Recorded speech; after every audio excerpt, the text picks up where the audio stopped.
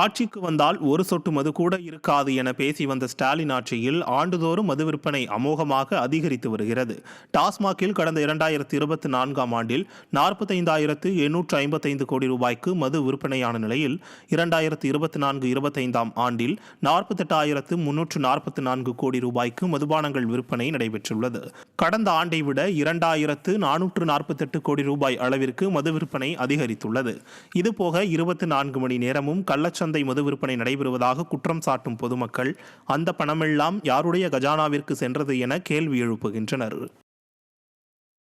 சென்னையில் மாற்றுத்திறனாளிகள் கைது செய்யப்பட்டதை கண்டித்து பல்வேறு மாவட்டங்களில் கண்டன ஆர்ப்பாட்டம் நடைபெற்றது. மாற்றுத்திறனாளிகளுக்கு 100 நாள் வேலை வாய்ப்பு வழங்கிட வேண்டும் உள்ளிட்ட பல்வேறு கோரிக்கைகளை முன்வைத்து சென்னை எழிலகத்தை முற்றுகையிடச் சென்ற மாற்றுத்திறனாளிகளை போராட்டத்திற்கு முன்னதாகவே குண்டுக்கட்டாக ஏவல் துறையினர் கைது செய்தனர். ஸ்டாலின் அரசின் அராஜக போக்கை கண்டித்து சேலம் மாவட்டம் மேட்டூர், விருதுநகர் மாவட்டம் ராஜபாளையம் ஆகிய பகுதிகளில் மாற்றுத்திறனாளிகள் கண்டன ஆர்ப்பாட்டத்தில் ஈடுபட்டனர்.